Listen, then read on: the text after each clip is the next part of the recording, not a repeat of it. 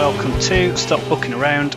I'm Jon Cronshaw, and I'm joined today by Lynn Sheridan. Now, Lynn Sheridan is an author that I have collaborated with several times. We do a podcast together, and what I wanted to talk to him about was coming up with ideas for stories, because one of the most common questions I get asked is, how do you come up with ideas for stories? Hi, John. Thanks for having me on. We've been doing stuff over a year now, isn't it, that we've been kind of working together, coming up with ideas for different things. It's crazy to think it's been that long, really. You've got a series which is basically a complete crazy mashup of genres, like it's dark fantasy, and you've got zombies and vampires and alternative history stuff. So I think to some people, like, where would you come up with an idea like that? It always starts with just one point, and then you find yourself asking, well, what if this happened, or what if that happened? And every time that happens, you branch and you get more info and more ideas, and it just kind of grows and grows and grows until you've lost control and it now has a life of its own. Do you do this in your head? Do you do this as like literally sitting down with a pen and paper and drawing diagrams or anything like that? Usually in my head. I'm kind of always receptive to ideas. So, I mean, one time I remember driving my wife to work, and I noticed a guy standing on a street corner, and then when I was driving home, he was still standing there in the exact same spot. And all of a sudden I'm like, oh, what if everyone in the world suddenly froze where they were? And and from there I ended up with I haven't completely finished the story, but it's an agoraphobe who somehow was unaffected and has to go out into the world where everyone is frozen, but they're still conscious. And it's dark and twisted and kind of funny at the same time. But like the ideas can come from anywhere. And, you know, a lot of authors will always say about how, you know, you need to read, more than just needing to read, you need to watch, you need to observe, you need to just be aware of everything around you.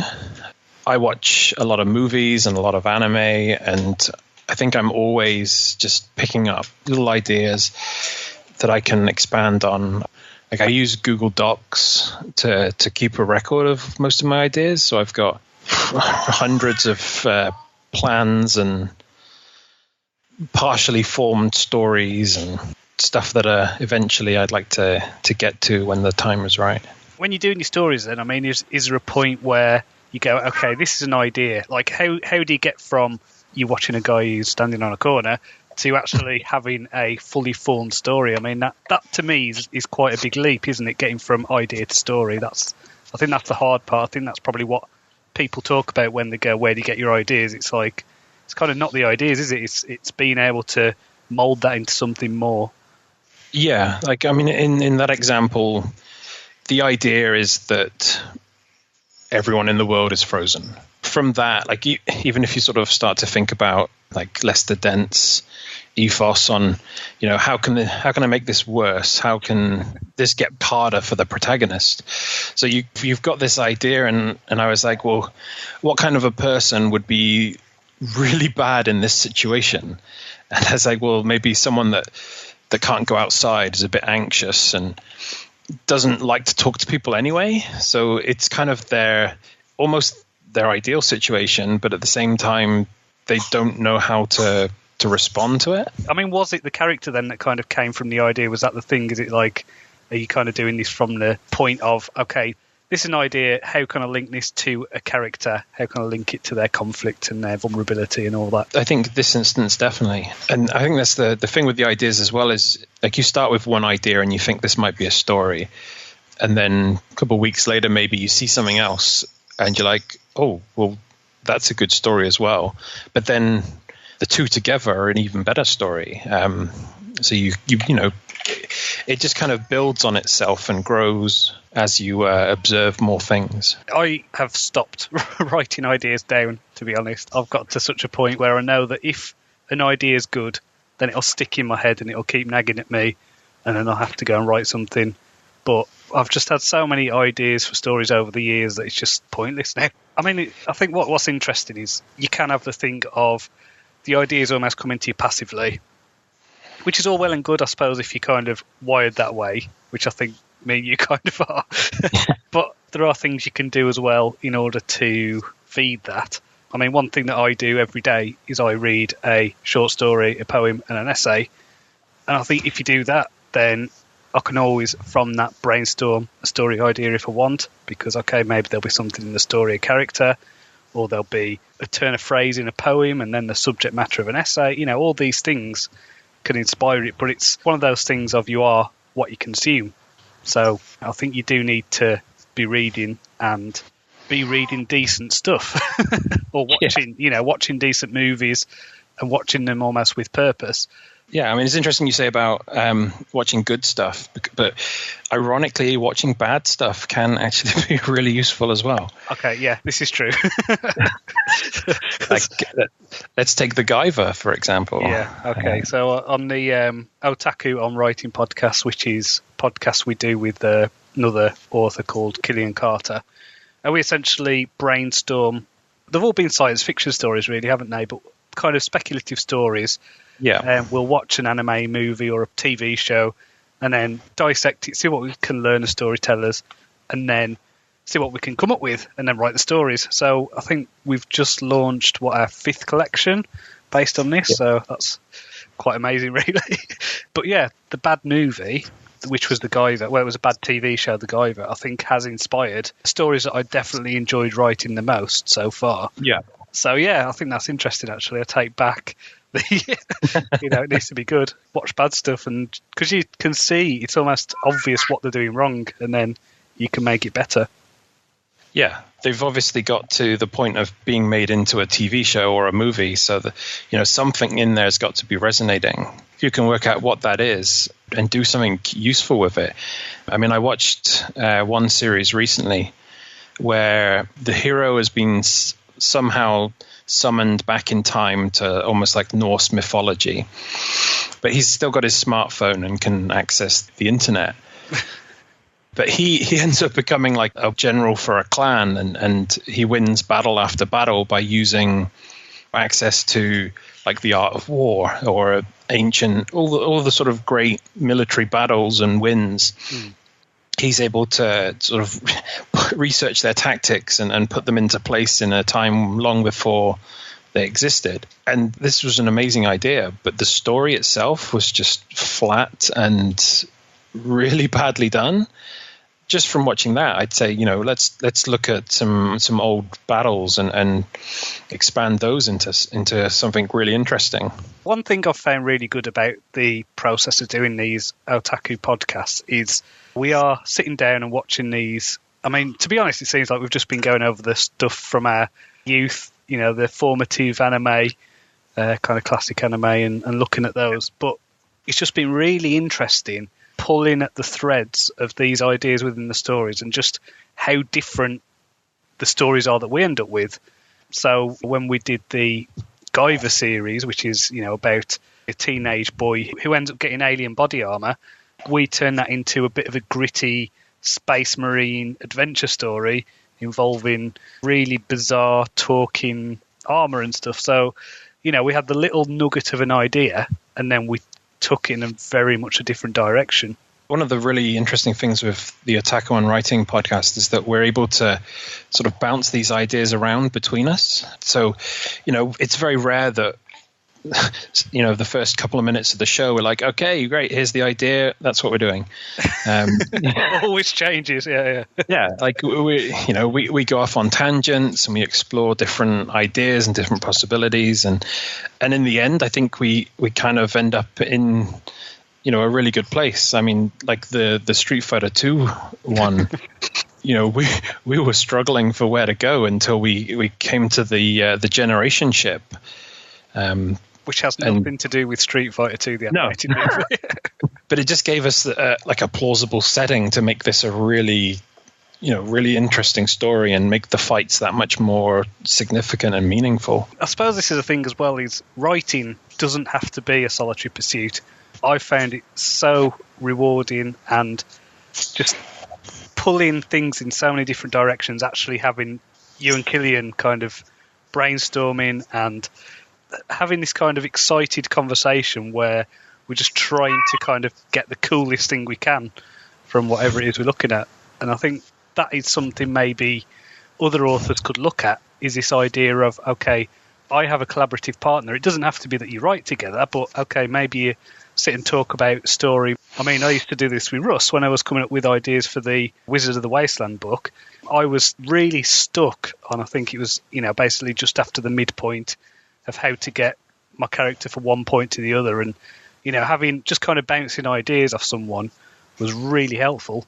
Like a lot of writers, I think, are worried that if we share our ideas, someone else is going to steal them and write them before we get a chance. Good, I hope they do. But I mean, you can. I'll do it differently, and I'll do it in my own way, and it'll be better for me. So yeah, I mean, that's it. Like even like from the Attack on Writing stuff, we're all brainstorming the ideas together, but none of us have written the same story yet. I think that is actually a really good lesson in don't be too precious about ideas, because we're all writing from the same idea prompt, and the stories are so wildly different. So like not even remotely close to one another. Like and so I think that's definitely something we can think about and not get too hung up about. Like you say, getting even a small group, even if it's just one friend or one author friend that's willing to to have these little sessions and bounce the ideas around. Like I still remember our call when we were planning Black Death 3, and we'd all written our parts for Black Death 1 and 2, and then 3 was going to be where it all comes together. So we needed to sort of really sit down and work out how our characters were going to go through it. And that was just like a really fun and interesting session, because we're all building in the same thing and trying to make the links and connect our stories. We had the world, we had the idea, we had the premise, and we were basically writing our own stories within that. But it was that, the third book is where everything's coming together and everything needs to kind of start clicking together, doesn't it? So that was really cool, because I think what I'd got as a plot, I think actually having you two and figuring out how we could bring these ideas out actually made the story stronger. But I suppose as well, it doesn't necessarily have to be other authors, because I mean, just kind of someone who's creative and interested is kind of enough, you know what I mean? Because maybe someone who's interested in video games or someone who's interested in visual arts might have that kind of creative thinking in a different way. It's all story one way or another, isn't it? I think often computer games get sort of poo-pooed on for not being, classic books or stories, but I think a lot of the story building that goes into computer games now is on a par with a number of books and movies. Yeah, I mean, come on, like when was the last time you had the reaction of Aerith dying? It's like the story of Final Fantasy VII, I think that turned a lot of heads in terms of storytelling, and I think there are some really well told stories now in games. I suppose the point is ideas are everywhere. This is why I find it such a weird question, is like, where do you get your ideas? It's like we can go outside and look at a rock and think, what if that rock was something else? Or, how did that rock get there? Like, you can literally, we're programmed for stories. You should always be asking why and always be listening and questioning things and being curious. I think that's the key. With the Valiant Lineage series, there was an original short story I wrote, which was about 3,000 words, which I think now in the scheme of things has turned out to actually be book 26. I remember I'd been reading online about serials and then followed a number of threads and ended up reading up a lot on Lester Dent and all the different other sort of types of story structures, and decided I was going to try and do what Lester Dent did with Doc Savage and create a series with a character that I could sort of take through. So I decided I was going to look at some of my old stuff and see if I could find something that I could build on and use. And I ended up with this short story, which, I ended up sitting down and sitting in front of like a Word document and just jotting ideas down to try and turn this 3,000 word story into something much larger. And I remember sitting there and I was just sort of piecing bits together, and then I had this sort of huge what if moment in the story, and I just kind of rocked back on my chair and I was like, yeah, that's going to carry the series for a long time. So it's So in terms of this kind of thing then, so it is, I mean, I talk about on the podcast about the importance of outlining and planning and, knowing where your story's going. And I mean, have you got this kind of 26-book series planned out? Have you outlined this, or is it just seat of your pants kind of job? So at the moment, I've got the first draft for the first 26. Right. I spent pretty much all of 2017, well, the first half of 2017, just writing those. And I was planning them in fours. I guess there's kind of like each story has its own arc. Each four has like a more sort of complete arc, and then they all build on for the sort of the main arc. At first, I kind of envisaged it the way the writers of Lost did, in that they had their start point, they had an end, they knew a number of stops along the way, but they didn't have like the complete map at that point. So it was like every time you sit down to plan the next one, it's like, okay, I know kind of where everyone needs to go, so I've just got to find an interesting way of getting them there. I read a book recently, the Chris Fox plot gardening book, and he's got a great analogy for this, which is like having marker posts.